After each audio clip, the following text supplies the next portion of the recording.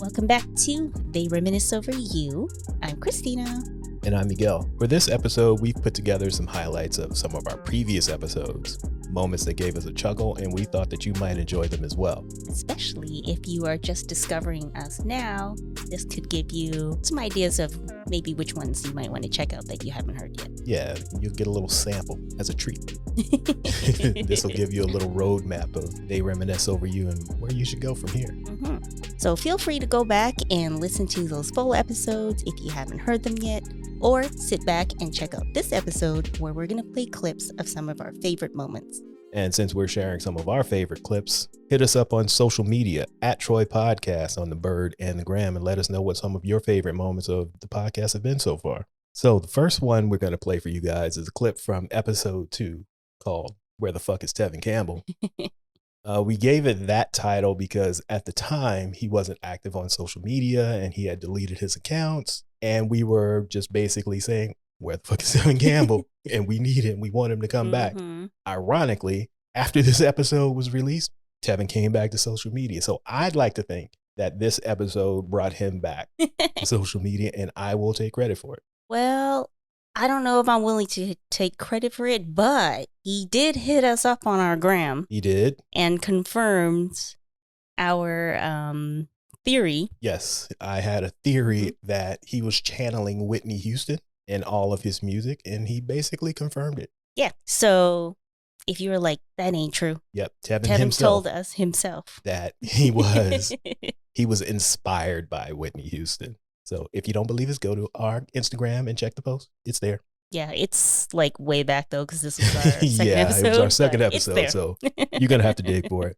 But we talked about his voice and how it changed from his first album to his second album, how some of the songs weren't appropriate for his age. Talking about, I'm going to do you after school, like some homework. And talking about you've got your bags packed, ready to go, but like you ain't living with nobody right now. So we're going to play that clip, and here we go.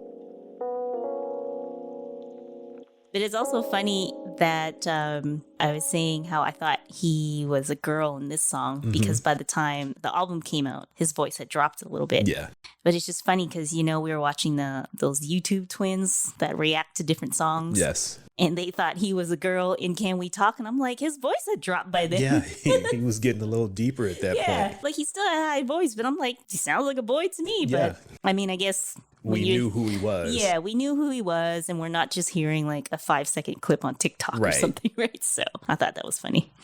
Yeah, he was recording these songs for his first album when he was like 13 to 14. And the content that he's singing about is not for 13 and 14-year-olds. Like, what 13-year-old should be singing, tell me what you want me to do? Come on, man. Yeah. You should be singing about doing your homework. Well, I mean, that's probably why he was getting these comparisons to Michael Jackson. I mean, well, in the Jackson 5, he was, when he was singing the Jackson 5, he was quite young and he's singing about relationship stuff. Yeah. He's singing about, like, we living together. Yeah. Don't leave. Yes, why what you do you mean don't leave? Where's she going? She lives with her parents. In theory, she should. In the hallway, ready to go. Ready to go. Yes, not ready to go. Ready to go. Well, oh, come on, man. You're 13 years old. Well, Tell Me What You Want Me to Do was actually the song that made me a fan. Okay. So when I heard that song, I was like, oh, it's that Round and Round kid. And he sounds like a boy now. Right. He's singing these grown-ass songs. But I mean, I was a kid at the time too, so it wasn't weird to me. Because when you're a kid, you just don't. I didn't catch it at the time because I'm only a year older than he is. So he's just a kid who was singing. Yeah. And he was older than me, even though he's still a kid. He was older than me, so it wasn't that weird to hear him singing about Tell Me What You Want Me to Do. So now that I listen to it as an adult, like, you had no business singing these songs, man. Well, by this time, I had started to develop my own taste in music. So this song, not only did it make me a fan of Tevin, but it also is reflective of sort of my, what's it called? Like coming into my own taste of music. So that song is very representative of the kind of stuff that I was starting to really like personally, and not just sort of just listening to what everyone else was listening to. Okay. Yeah, I think it's funny that he was getting these comparisons to Michael Jackson. Only because he was young and he's singing R&B music. And he's got that high voice too. Yeah, but vocally and the style of his singing, Prince sounds nothing like Michael Jackson. Not Prince either. I think he sounds closer to Prince. Nope, I'm going to blow your mind with this. Okay, all right. Listen to any Tevin Campbell song. I don't care which one it is. Anything after Round and Round, Whitney Houston. Whitney Houston. I'm going to have to listen to this again and think about that. Listen to any of his songs. He is channeling Whitney Houston. I guess maybe the Prince and Michael Jackson comparison is easy to make just because of, again, because he has like a high, I don't know musical words, but he has like a higher voice. Yeah. So I think it's easy to just be like, oh, Michael Jackson. Yeah, that's what it was, but listen to it again. Once we're done recording, go back and listen to it. Listen to all of the songs and imagine Whitney singing them. Okay, so maybe because I finally discovered hearing Prince so prominently on Round and Round, I kept just hearing Prince after that. Well, on the second album, Prince did like 5 songs. Yeah, I was going to say, especially, well, we'll talk about that album later, but there's definitely some Prince influences, though. Because he's a huge Whitney Houston fan and pretty much emulated Whitney Houston. Right. All right, so this next clip is from episode 16, Usher, These Are My Confessions. Usher came out singing some inappropriate songs as well, just like Tevin Campbell did. Definitely. His was more egregious, I think. They were. Because I think he was actually younger than Tevin at the time that he was doing these songs. But what we're talking about in this clip, he was actually 18, so I'll allow him to. Yeah, it was that first album that was really out of pocket. Yeah, so we're talking about him and his performance on Nice and Slow, specifically the video where Christina, remember that Kimora Lee Simmons gets kidnapped and they put her in a cage. Yes. Not only does she get kidnapped, they put her tall ass in a cage. I didn't remember any of that. And I went back and watched the video after we recorded, and it was fucking hilarious. So here's a little clip about that and about how Usher dominated the year 2004 with the Confessions album. Actually, I don't remember if it's in this clip, probably is, but him dominating with the Confessions album really showed the change in his audience. And you can really see it in this TikTok challenge that's been going around right now where people are asking their friends and coworkers where Usher was at 7 o'clock on the dot.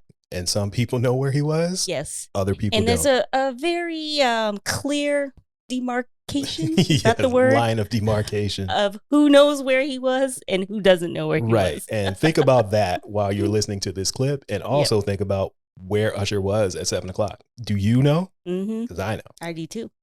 All right. So on that note, let's check out the clip. Another song that's really inappropriate, even though he's a little bit older now, is Nice and Slow. Yeah. But at least he was a little bit older, so I'll accept it at this point. I think at this point he should have at least been 18. I wrote it down here, so he's 19. Okay, because it was 1997. Yeah, so I'll accept it at this point. Like, it's a little more believable than on the first album. Yep. Was it Nice and Slow that Kimora Lee Simmons was in the video? I don't remember. I didn't watch this video. Because there's a video, I'm pretty sure it's Nice and Slow, where she gets kidnapped by some gangsters or something. Man. I think they put her in a cage. I definitely need to look this up. Definitely Kimora was in it. And I'm pretty sure there's some kind of kidnapping. Okay. You had to go rescue her. But I'm having visions of her being like locked up. Oh, that's funny. I watched a couple videos, but not as many as I usually do. Right. Didn't get to it this time. So we move on to Confessions. And I did not realize how big this album was until we saw some random tweet. Yeah. About the Billboard Top 100s 2004. So we've talked about the Billboard Top 100 many times being like, that's the non-genre specific chart. Right. And so when we say non-genre specific, usually you have to be really popular as a Black artist to like get number one hits on that chart, or to chart a little higher there than like on the R&B hip hop charts. Usher dominated 2004. Not only was 2004 the first time that every single number one hit on the top 100 was by a Black artist, he dominated for 6 months. Yes. With different songs from this album. Like, that is crazy. Wild. Basically 28 weeks of the year, Usher was at number one. Yeah. From February to August. Yeah. Except for 1 week in July where Fantasia snuck in there. Somehow. And then Usher went right back to number one. Which I'm kind of surprised Fantasia was able to sneak in as well, just because of the type of artist she is. Yeah. On like at the top 100 to Right. hit number one, even if it was just for a week. Was this when she was on American Idol? Maybe that had something Well, it to had do to with be it. after. Right. But maybe Maybe. that had something to do with it. Like, here's the one from American Idol. I Check out her guess. single. But for the weeks from February to August, he was number one. And then did it again for another 6 weeks in the fall. So it was like Usher year. Basically, more than half the year, he was number one on the charts with different songs from this album. I just pulled it up. So it started with, from February 18th to May 15th. That song was Yes. number one. Not just on the charts, number one. Yeah. So February to May. And then followed up with Burn from Mhm. May 22nd to July 3rd. Then Fantasia snuck in for that 1 week. Right. And then Burn came back for another week. And then Confessions Part 2 for 2 weeks. And then got knocked out by a slow motion. Soulja Slim and Juvie. And then he ended up back in the fall with My Boo with Alicia Keys from October 30th to December 4th. So it was just like Usher year. And we're just looking at the number 1 week. So I'm sure he was in the top 10. Right. Probably the whole year.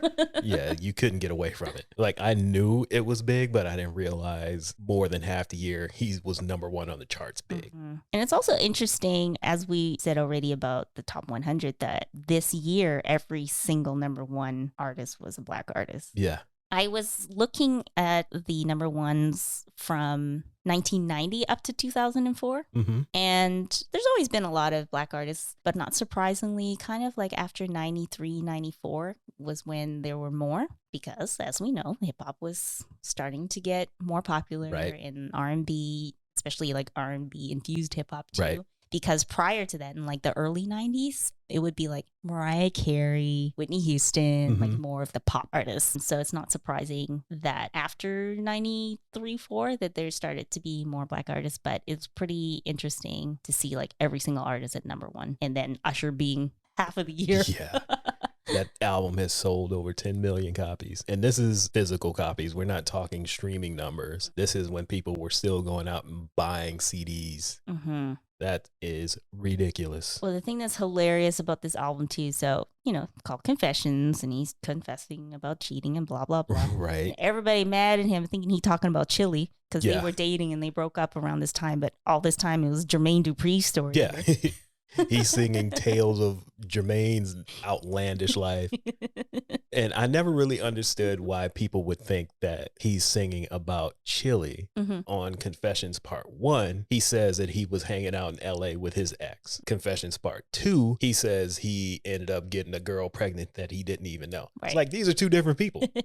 So come Yeah. on, read the context clues, people. Yeah. He's not talking about Chili. I was able to figure that out. I didn't need Jermaine to come out and say, hey, he's talking about me.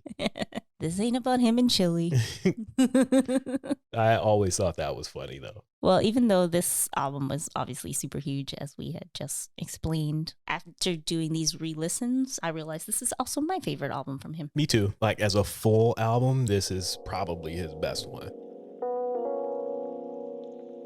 Okay, this next one is from episode 9. It's about Mary J. Blige, called No Hateration, Holleration in This Dancery. Of course, it So- had to be. It had to. And that tells you what we were on in this episode. This specific clip, though, is the transition of Mary going from My Life Mhm. and the turmoil that was surrounding that album and how Mhm. it sounds, transitioning into the Share My World album. Yep. I also compared her first 3 albums to the Chicago Bulls' second three-peat. Mm-hmm. If you're a sports fan, that analogy will make sense to you if you also like Mary J. Blige. And I also mentioned that Mary and Kim were like Michael Jordan and Scottie Pippen during that run. So Yes. we're going to check that out right now. And then the album ends with Be Happy. Because that's all she wants, to be happy. And she But deserves it. you've listened to the intro all the way to No One Else, and she's not getting through to Casey or the unnamed person that she kept talking about in the commentary Yeah. since she wouldn't name him. but then you get to be happy and it's like, you know what? Fuck it. I'm done. I just want to be happy. I just want to be happy. And if that means I got to be by myself, then I'm going to be by myself. That's the way I read it. Yeah. Is this entire album is her begging for this man to come around. And Right. then he doesn't. And she's like, all right, I see what's going on here. It's Yeah. time for me to move. I just want to be happy. I'm moving on and I'm going to be all right, basically. And it's a perfect setup for the next album, which is Share My World. Just listening to it, it sounds a lot like a person who has gotten out of a toxic relationship and is trying to get her shit together. I don't know what the timeline is, but after Casey, she dated Case and ended up in another not so great relationship with him. I'm going to go out on a limb and say during the time of this album, Yeah, she let him go too. I don't know if she had let him go or maybe they weren't together. Yeah. But this sounds like a single woman. This sounds like somebody who has found out who she is and is like letting the world know. Yeah, like even though she's still sort of like singing, she still has the heartbreak songs and whatnot, but there is some of that melancholy sounds. Like Yeah, it's gone. not you did this Yeah. to me. It's more of just general. Yeah. I'm unhappy with whatever's going on in my Yeah. life right now. Yeah, it's not as specific. Yeah. I'm begging you. Yeah. No, it's just general. I need some love. So this album, No More Diddy. No.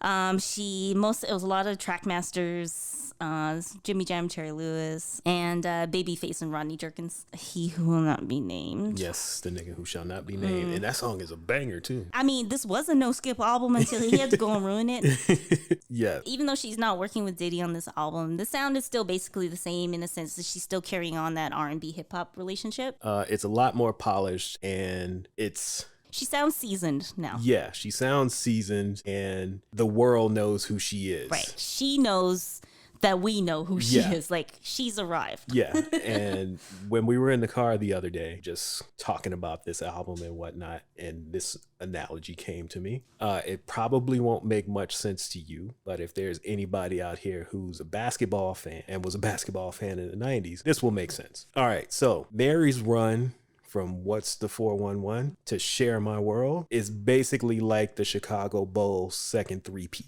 when Jordan came back from retirement the first time. What's the 411? So kicked it off. You got the peak in the middle, and then you watched The Last Dance with me. So Share My World would be the last dance season, where they couldn't be touched. Nobody was better than them, and everything that they did was just amazing. I say that because the song with her and Lil' Kim, they were on that song like Jordan and Pippen. That one is a classic. Yes, they were like Jordan and Pippen on that song. Okay, and when I was sitting in the car and said 72 and 10, write this down, send me a text right now. This is why. I was putting it all together. The only difference is my life would have been before What's the 411 to make this Chicago Bulls analogy perfect. But, you know, it's my analogy, so I'm going to do it the way I want. Because the first season of the three-peat was the most wins that they had, 95 and 96. But this was the second one. Almost a perfect analogy, but I think it's brilliant. Well, I can't argue with you because I don't watch basketball like that. But I do get the Jordan and Pippen reference, though, at least. This was a great feature to have Lil' Kim on. And I'm not a big Lil' Kim fan, but the one song of hers that I do love is Queen Bitch. And that's what this song samples. And it's not in the credits, but Biggie wrote this verse. You cannot convince me that he did not write this. It sounds like Biggie. Dipping on your Ninja Honda with Tanisha and Ronda. Yes. That's Biggie. And I don't care what anybody says. He wrote this verse. So he's the Pippen in this situation and Mary's the Jordan. But I'll let Lil' Kim get in. She still had to deliver it, though. Yeah. She served it. Because if it was him, it wouldn't have been bad. But No, it wouldn't have been This had this. to be Lil' Kim, though. Yeah. This is like the perfect match. All right. Our next clip is from episode 12 about Missy Misdemeanor Elliott called Beep Beep. Who got the keys to the Jeep? Also, our most popular episode. Yes, our most popular episode. So if you haven't listened to it, go check it out. It's really good. The numbers speak for itself. Yes, men lie, women lie, numbers don't. From Sean Carter a few years back. But in this clip, we're talking about Missy being the lead singer in Sista, where we both heard her first on Gina Thompson's The Thing You Do. Where we couldn't stop saying hee hee hee how. You have to say it, even now.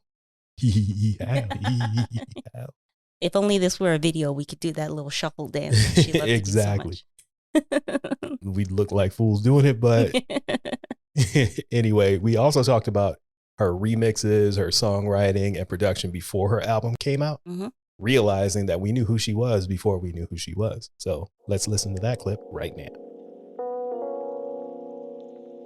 She got her start early on with Devontae Swing, part of a group that he had locked in his basement for about a year. And they were literally called the Basement. Yeah. Well, the crew. They were the Basement Crew, but he also called them the Swing Mob. And that's where she got her start in a group called Sister. I didn't actually know about her affiliation with Devontae and the Swing Mob until after she had already gained fame with her solo work in her first album. Because I think at that point, I just thought of Devontae as being part of Jodeci. And then it was this discovery. I was like, wait a minute, he was out here nurturing all these artists. I knew, but I didn't know that she was affiliated with it, if that makes sense. Because I had seen the Sister video, brand new. I just remember seeing it on BET all the time. It wasn't a great song, but just seeing Devontae and Dalvin in the video, oh, Devontae's putting his own little thing together, and I guess these girls are a part of it. So that was my first introduction to Missy, but I didn't realize it was her until years later. Yeah, I never actually heard any of Sister's music, but I remember seeing a picture in a magazine. I think this might have been Word Up magazine, just one of those teen magazines or gossip mags. It wasn't Source or XXL, but I just saw a picture and I was like, wait a minute, I know that face. Well, I didn't even recognize her at that point either. Because like I said, I'd seen the video and I do remember being shocked that she was the lead singer because colorism. And it's like, oh, we're going to let the chubby dark skinned girl be the lead. But when you're that talented, you kind of have to. So I was shocked at that. And then, like I said, the song really didn't do too much for me. And I really never heard their album. And then just researching this, it never came out. So that's why I had never heard it again. But the next time I saw her was, I think, what's her name? Gina Thompson. Yeah. So I really didn't pay attention to the song much either until she started howling in it. And I'm like, what the fuck is this? Who is this person? And why are they howling on my TV? I liked the song. I don't know if I've ever heard any other song from Gina Thompson, but she was me neither. One of Puffy's artists. Yeah. And same thing. So I'm watching the video, I'm hearing the song. All of a sudden, this car drives up. This woman jumps out, starts rapping. All right, okay. And then that hee-hee-how. I'm not going to lie. I was like, this is weird. Yes. Because who wouldn't think it would be weird other than her? And then she's doing this little shuffle dance and stuff too. Even though I was like, who's this weirdo? She definitely left a memorable impression. Oh, yeah. Because the next time I saw her, I'm like, oh, it's that hee-hee-how person. You're just like, why is she always doing this? I didn't even put that together because I saw her in another song. Don't even remember what it was. But it's like, okay, here's this short-haired chick again that was in this Gina Thompson video. And then I see her in another song after that. And it's like, who is this person? Was it Stilo? It might have been. Because she did like a couple features around this time. Yeah. And I can't remember if she actually made that little sound again. But she did it in two other songs after that. Because I remember associating the hee yeah, because like, every time I would see her, it would be like, that's the hee-hee-how girl. And why she would Diddy all the time. So I just assumed she was some new bad boy artist that he was trying to just get some exposure for. Yeah, she was just on everything at that point. She was on a New Edition song. She was on Stilo. It was MC Light. That's where I saw her again. The Cold Rocker Party. Oh. Because she's on that too. And just a whole bunch of other remixes that she was on. Basically, her and Busta Rhymes were just everywhere at this time. Yeah, so at first, honestly, I feel bad saying this, but I didn't think much of her because it was like these little small features. Yeah. And I just, at the time, I just couldn't wrap my head around who she was. Right. And even though, I saw her on Stilo, for example, I didn't know she was like a producer and a writer. Yeah. Right? It was just like, who is this? Just listening back to all of this stuff over the past couple days, now you can recognize it. Oh, yeah. Like I listen to these songs like from Total and SWV and all I can hear is Missy. Even when she's not singing, that's what I hear. But at the time, we didn't know who she was, so it didn't stand out as much. After listening to her albums, Tidal had a playlist of like produced or written by Missy Elliott. Right. So I was like, oh, let me just go through and listen to other people's songs. And there are some that it's obvious because she's on the song. Yeah. But there are some where she's not even on the song or officially not on the song. And now, like you were just saying, I'm like, how can I not hear Missy Yeah. all over this? That's all like I in can the hear. background. I know you won't know this song, Confessions, because it's from Destiny's Child's first album. Missy's doing these sort of background ad libs. Okay. And it kind of sounds like she's on the phone and she's just little ad libs while they're singing. But near the end of the song, she actually is like, misdemeanor, Destiny. And I'm like, oh, Missy, duh. Yeah, just right there in plain sight and didn't even notice it. So one of the interesting things about doing this podcast is when we revisit these artists, as much as we have loved them for years, it's very different to reflect back now that they have a full body of work and also just listen to it all at once. Yeah. Even though she released a lot of A albums. lot. Every 1 or 2 years, which is a lot. Yeah. But you're still waiting 1 or 2 years in between Right. to hear this new music. But hearing all of it within a span of less than a week, I was like, wow.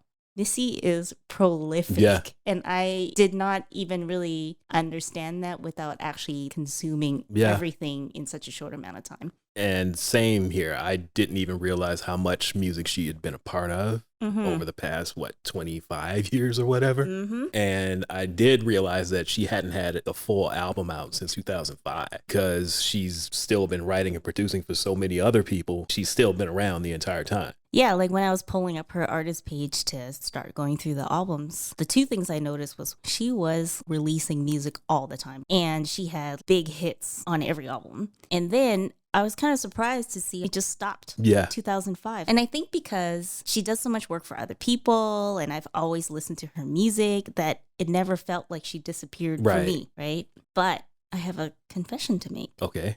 I realized going through this that I have never purchased or owned an actual Missy album though. Wow. Yeah, Okay. I shocked myself because when I was listening to it, I was like, wait a minute. I've never listened to a Missy album from beginning to end before. Okay. And I feel ashamed, but I'm confessing. We might have to slide you over to Skills podcast so Yeah. you can give your hip hop confession. These are my confessions.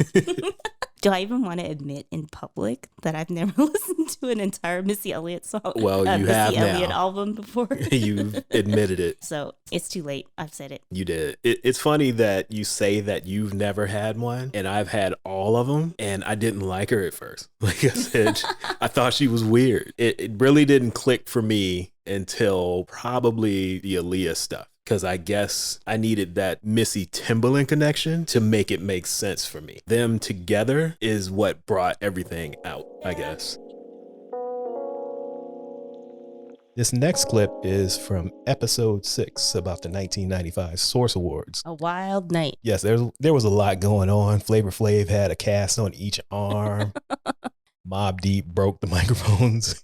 So there was a lot of people distortion. Booing in the audience was just as loud as the people on stage. Yeah, it was a lot. So if you get a chance, go to our website. We have a link to it so you can watch it as well. This was also the infamous night where Andre 3000 was upset that they weren't getting the respect that he thought they deserved and said, the South got something to say. And he meant that shit. He definitely did because he was mad pacing back and forth. But in this clip, we wanted to highlight some other hilarious Yes. moments that maybe you forgot about or don't get talked about as much. Yes, because everybody talks about him and Snoop. Mm-hmm. But in this clip, we're specifically talking about two things. The 69 Boys performance. There was a whole lot of ass shaking and twerking going on from 4 dudes. In New York in 95. Yeah, so it got the didn't care. response that you thought it would. But surprisingly, the Notorious B.I.G. was grooving to it. Yeah, he was there to have a good time. He was enjoying the 69 Boys performance. We also talked a little bit about Jermaine Dupri and the Brat performing as well. So we're going to check that out right now. After this awkward presentation and Outkast getting booed and Yeah. stuff, we go into a performance by the 69 Boys. The 69 Boys of They're all doing people. Tootsie Roll. Yes. And it's hilarious. Like they get booed when they first come out there. People like get them off the stage. But what's so funny is like it's this high energy song. Yeah. And, down in Florida and stuff, everybody twerks, male, females, whatever. Everyone's... A whole lot of ground humping and ass shaking was happening at this point. And it was hilarious because you have all these, like, New Yorkers, these, like, listening to, like, Wu-Tang, Biggie Right. type people.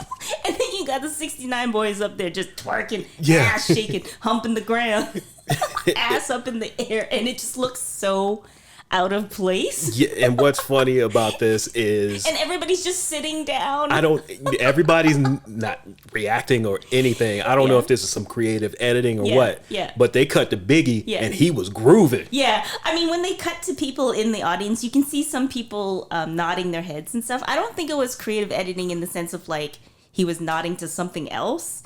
But nobody was live enough to, like, actually get up and dance. So even if you're, like, nodding in your seat as a performer, I would imagine, especially I'm sure they're used to much more high energy audiences, right? As a performer, I think it would be weird if you're over there with your ass up twerking and everyone's just sitting in their seats. But Biggie was feeling it though. Yeah. Biggie's like, this is my shit right here. Yeah. But I just think it just made it seem so much more awkward because of the environment they were in. Yeah.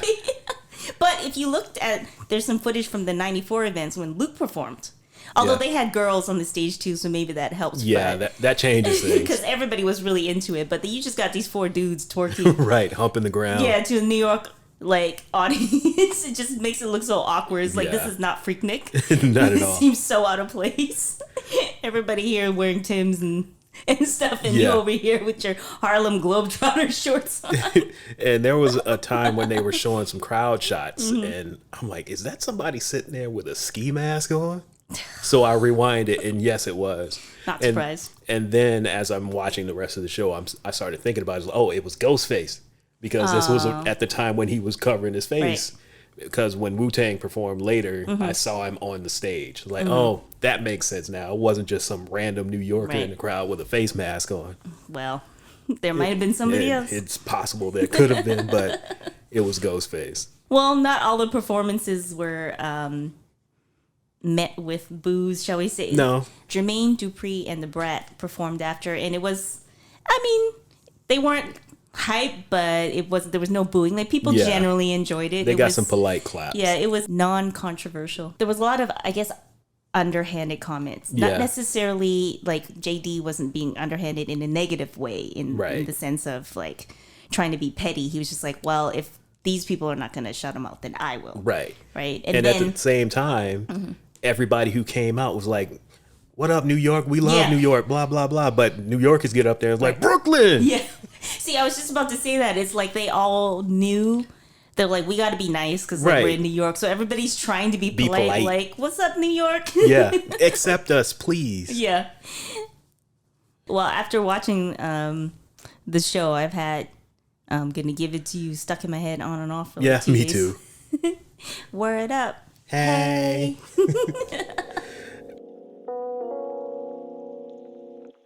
Okay, so this next clip is also from the Source Awards episode, but it's the bonus that we did a couple days later. It's the story of Questlove talking about running out of the theater when Snoop came on stage, and he ended up getting D'Angelo's brown sugar tossed into his hand, and that led to them on a lifelong friendship. So we're going to listen to that one, and then that will take us into the D'Angelo clip. Episode 28, How Does It Feel? But I'm not naked. Got my abs out right now. Oiled up. Yeah, all greasy with my cornrows. So in this clip, we're talking about how the sound changed from the Brown Sugar album to the Voodoo album. And a little bit about how the album was put together with a lot of different jam sessions and whatnot, and how they were freestyling a lot of this stuff. So, want to listen to it right now? Let's listen to it. Okie dokie.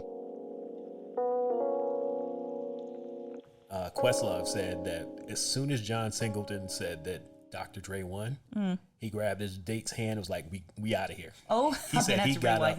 He got up and left. You can't see him. Said that. Yeah. Okay, I thought you said John Singleton, but then why would his date be on stage with him? Okay, he so said Questlove. He grabbed whoever it was with him, her hand, and they ran out of the theater. He said as he's running away, he can hear Snoop on stage saying, y'all ain't got to love Snoop Dogg and Dr. Dre.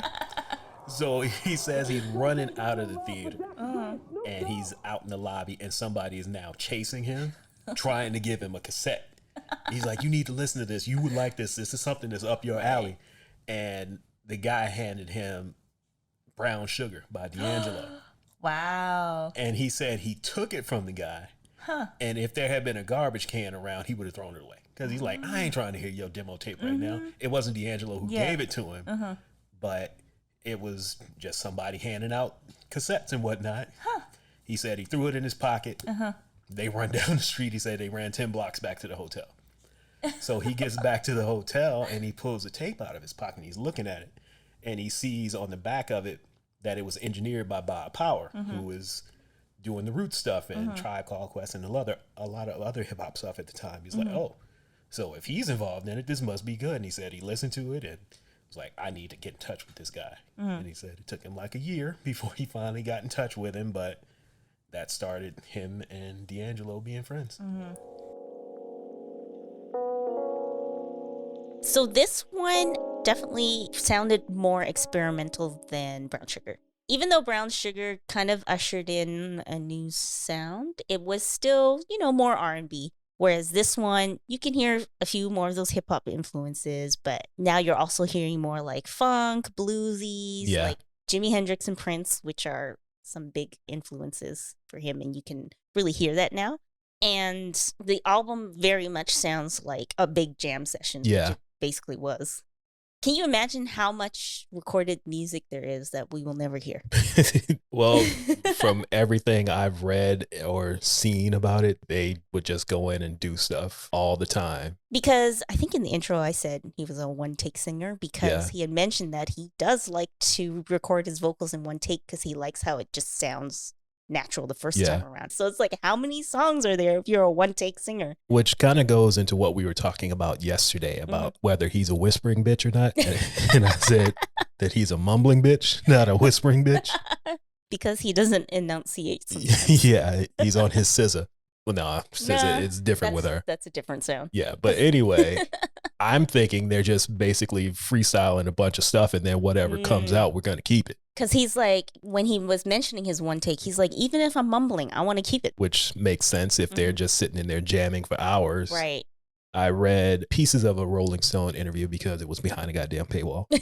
But Touré was saying how they would sit around and watch movies for hours. And then they would go in the studio and just start jamming and playing other people's music. And eventually, as they're playing, it would transform into something else. Okay. So I'm assuming that's how they did a lot of it. Where you start just playing a Prince song and next thing you know, you're freestyling at the end and now the music is changing and here we are with whatever comes out. Yeah, so this kind of felt less cohesive as a full album because it does sound like basically what we were just saying, a big jam session. So it's a little bit of this, a little bit of that, a little bit of this, a little bit of that. Even them just leaving like chatter in it kind of made, I guess that's probably what they wanted. Yeah. You get a lot of that on the other stuff they were working on around the time, like Common's album and Erykah Badu's album. There's a lot of that feel to it as well. Yeah. And they were all recording in the same studio, right? Yeah. What's it called again? Electric Lady. Yes. So they were talking about how like people would just drop by. Yeah. Like Common and Erykah and just kind of come by and hang out. Yeah. This next clip is from episode 29 called Nehu. You forgot to outstretch your arms. They don't know that. Okay. Picture the rain coming down. I had my fist balled Gil's up. get fist balled up. His chest is open. My eyes were closed. So in the Nehu episode, we basically ranked our favorite. I was gonna say our favorite to worst, but that's a little bit harsh. No. Yeah, we did break them down into tiers. But. Yeah, we broke down the male R&B group of the 90s into different tiers. So we went from the highest tier to the lowest tier. Some people fell in the middle where Silk was. So this clip is about Silk's Freak Me video and the lack of confidence that I thought that they had singing Freak Me. If you just want to hear Miguel's impression of Silk, listen to this clip. They heard a little bit just now with true. the Nehu. but there's more singing. You too. Yeah, but see, I be dropping a little sing-songy here and there all the time. That's you true. don't as often. That's true. So we're going to listen to that clip right now. And I mentioned that I wanted to say something about Silk. Mm-hmm. So I'm watching the Freak Me video, and the guy who sings the chorus with the high voice, Yeah. the other two dudes who are doing the little raps, you can just look at them and they don't even believe the shit they're saying. Like, I have to watch that. There's a complete lack of confidence in the shit that they're saying. And you can see it in their eyes. But then Lil G comes on, he's, let me lick you up and down. Like, killing it. But these two are just, yeah, I want to be your man. Maybe like, they're just there to be cool. Like, you don't believe any of this. I can't get over the meeting in my bedroom. I can't. It's too much for me. That's another one that I was laughing at yesterday. I don't even remember the line that I texted to you. Then he followed it up with be there or be square. Something about, was it something about your stilo? And I'm going to look it up right now. I thought you were talking about 702. No, I was talking about these dudes. Oh. Where is it? You're jiggy and you know I'm feeling your stilo. Like, he didn't believe that. He didn't say it with any confidence. But Lil G comes in singing the hook. Mm-hmm. You can tell he meant that shit. Mm-mm. Yeah, I just wanted to get that off my chest. It's like, you have no confidence in yourself. You don't believe in yourselves. The only song that I actually like will take the time to listen to of Silk is Hooked on You. Okay. But that bedroom. But remember, we saw a video of one of these bands, these school bands, played that song. Yeah, that which one? It was a marching band. Yeah. What school was it? I don't remember. It was one of the HBCUs. And they played that. When you showed it to me, I was like, I know this song. What is it? But then when they got to the bedroom, I was like, it's Silk. All right, so this next clip is probably the favorite clip of all of our recordings in a year and a half. We're talking about episode 24, Montel Jordan, One Hit Wonder? ? Where we discuss whether he actually is a one-hit wonder or not. Spoiler alert, he's not. He's not. We don't think he's a one-hit wonder, and we use this episode to prove it. Right. Basically, we're going to put you in on a little secret. Whenever you see one-hit wonder in our titles, we know they're not one-hit wonders. We're just here to dispel that. Yes. We're trying to lure people in with the track titles. A little clickbait. Yes. So in this clip, we're talking specifically about the Get It On Tonight song and video, and just how ruthless Montel Jordan is in this song. Ruthless and disrespectful. Yeah. He called this woman a chicken. Yes. Twice. And complaining to the woman he's cheating with. That his woman is a chicken. And as if those lyrics aren't bad enough, the video takes it to a whole nother level. Yeah, the video sets it off, which is why it's my favorite Montel Jordan song. And video. It's a bop. It is. It's undeniable. Just remember. Yes. If you know, you know. So let's get into that clip right now. The last song I wanted to talk about is from his fourth album. Again, if he was a one-hit wonder, he wouldn't have made it to a fourth album. Right. Is Get It On Tonight. Yeah, and this is probably my favorite Montel Jordan song. Well, you and many others, because it was number one on the R&B hip-hop charts for 38 weeks. So that's with good reason. Yeah, so February 11th. Took the Hot 100 folks a lot longer. April 11th. And it peaked at number 4. So yeah, I'm not surprised that we partied to it for a whole 2 months before everyone else got to it. Yeah, I'm not surprised that this one was high on the Billboard charts as well. So I guess between this one and Let's Ride, they kind of neck and neck in terms of popularity. Yeah. But this was his last major hit. Right. He's definitely had more songs and more albums and stuff after this, but this is his last major hit. Yeah, this is by far my favorite Montel Jordan song. Mm-hmm. And the video, not even close. Hands down, my favorite Montel Jordan video. And I'm going to tell you why. Tell me why. So first of all, we were talking about this the other day. He has the Motorola Timeport two-way pager. So he's actually using the pager in the video, and of course, product placement. So they keep zooming in on his text messages. Yes, and it looks so bad watching it in a 2021 lens. Yeah. So for those who haven't seen the video, here's the premise. He's going to a party with his girl. He doesn't want to go. She's like, come on, my friends are here, blah, blah, blah. He looks her in the face and is like, I'm not fucking with them tonight. So she goes into the party by herself. He comes back to the car and starts texting this friend. She says, hey, Montel, it's Tiff. Just wanted to say what's up. He replies, my lady's stressing me, exclamation point. She replies to that, too bad. What are you getting into tonight? So what does this nigga reply with? You. At least he didn't reply with you making my nature rise. I'm getting into you tonight. And then he drives to pick her up. And here's where it gets funny.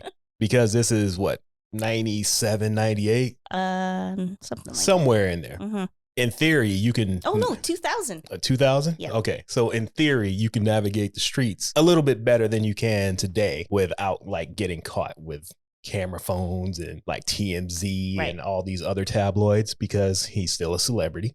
But your man is 6'8". Wherever he goes, he's going to stand out. So she takes him to all these spots where they might not be noticed. So the first place they go to is a rave. She's dancing her ass off and he's just standing there all annoyed like, I don't want to be in here.